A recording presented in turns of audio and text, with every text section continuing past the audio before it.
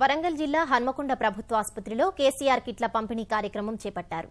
వైద్య చికిత్స కోసం వచ్చిన గర్భిణులకు ఈ కిట్లు అందించారు.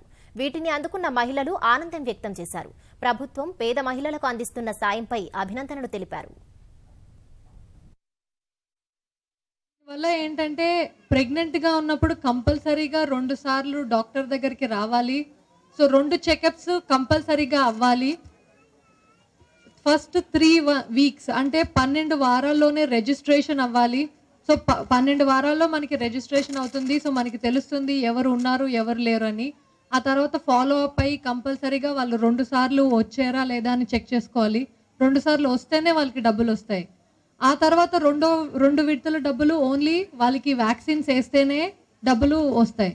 సో దీనివల్ల యాక్చువల్లీ ఈ ప్రోగ్రామ్ వల్ల ఏమవుతుందంటే కంపల్సరీగా ప్రతి వాళ్ళు డాక్టర్ దగ్గరని 2 సార్లన్నా కలుస్తారు ప్రెగ్నెన్సీ ముందు. అండ్ వ్యాక్సినేషన్స్ 2 సార్లు మినిమం వేయించుకుంటారు.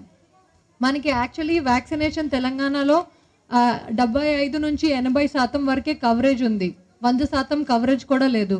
సో దీనివల్ల హోప్ ఏంటంటే వ్యాక్సినేషన్ కూడా ఇంక్రీజ్ అవుతుందని.